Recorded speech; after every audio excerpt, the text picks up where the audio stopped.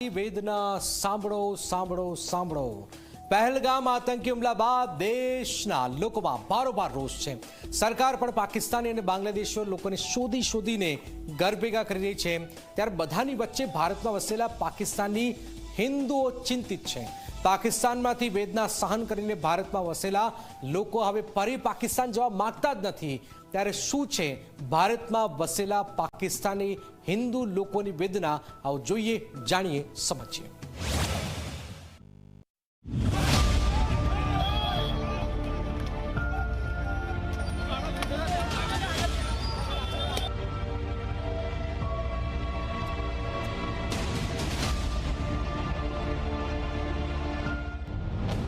ઘૂસણખોરોને ઘર ભેગા કરવા એક્શન।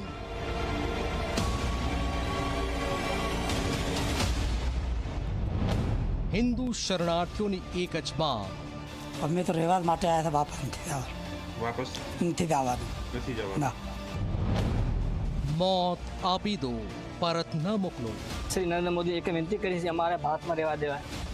મને મારી નાખો તો પાછા જવા માંગતા નહીં સાહેબ। અમે બાબલાને પડવા માટે આવ્યા, અમે ધર્મની શિક્ષા માટે એમ લાયા। ભારત માતા કી જય, ભારત માતા કી જય।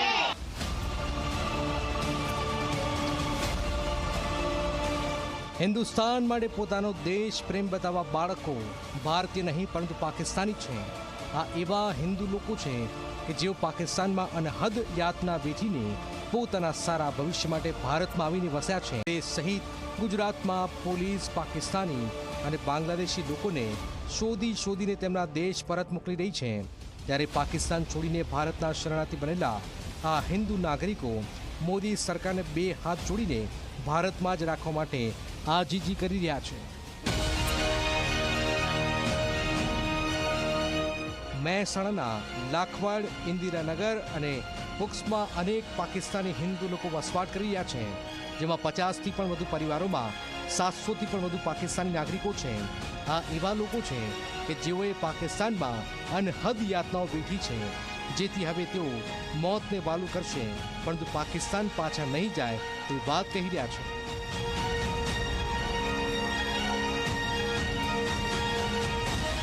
જો સાહેબ અમારે 24 કલાક સાહેબ ટાઈમ આપ્યો, 48 કલાકનો, પણ અમે હિન્દુ શરણાર્થી પાકિસ્તાનથી, એટલે અમે પાછા જવા માંગતા નહીં।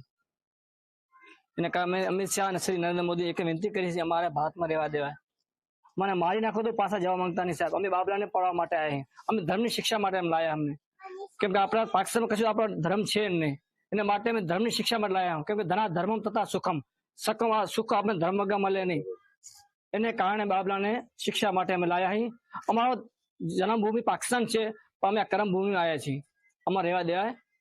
અમને અહીંયા અમે હિન્દુ છીએ, અમે શરણાર્થી છીએ અને અમે અહીંયા ભારતમાં રહેવા આવ્યા છીએ અને રહીશું અને ભારત માટે અહીંયા અમે અમારું જીવન દેશું અને અમે મરી જઈશું પણ પાછા નહીં જાય। કહીએ કે અહીંયા તો અમે બાપ પોતાની દીકરીને ભણાવી નહીં શકતા અને પોતાની દીકરી જો એક દી મેકીએ તો લઈ જતા અને દાદા હેરાન કરતા, બહુ પરિસ્થિતિ છે।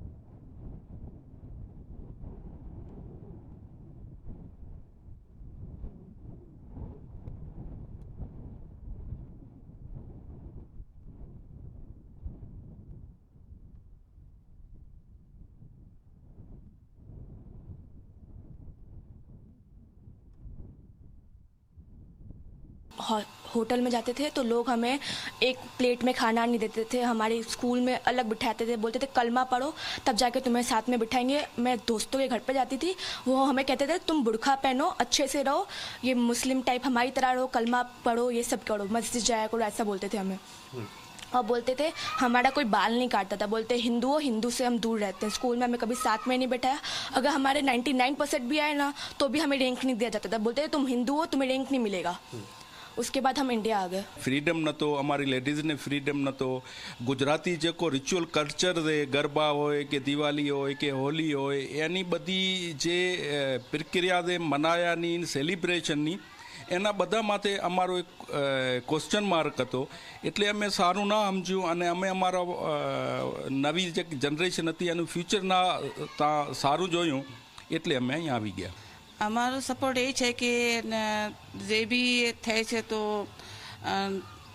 ઇન્ડિયન દેશવાળું સારું થાય છે એન્ડ આપણા જે બી કરે પોલીસ સારું કરે છે, કેમ કે જે અંદર ઘૂસી જાય છે ઘૂસેલપેટવાળા એ તો બહાર કાઢવાના છે એન્ડ જે રહેવામાંથી આવ્યા છે એને તો પોલીસની સપોર્ટ મળવી જોઈએ કે એની લોંગ ટર્મ વિઝા છે બધું છે તો એની તો સપોર્ટ હોય છે।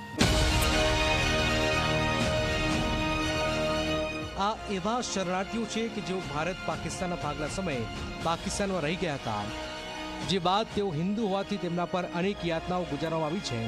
પાકિસ્તાન કરતાં ભારતમાં સ્થિતિ સારી હોય, રોજગારી પણ મળતી હોવાથી આ હિન્દુ પરિવારો ગુજરાતમાં આવીને વસી ગયા છે। ત્યારે હવે ભારત સરકાર દ્વારા પાકિસ્તાન નાગરિકોને તેમના વતન મોકલવામાં આવી રહ્યા છે। ત્યારે આ હિન્દુ શરણાર્થીઓ સરકારને બે હાથ જોડીને એક જ માંગ કરી રહ્યા છે કે તેઓ જન્મે ભલે પાકિસ્તાની હોય પરંતુ કર્મથી હિન્દુસ્તાની છે, એટલે તેમને ભારતમાં જ શરણ આપવામાં આવે। Bureau report, Zee media.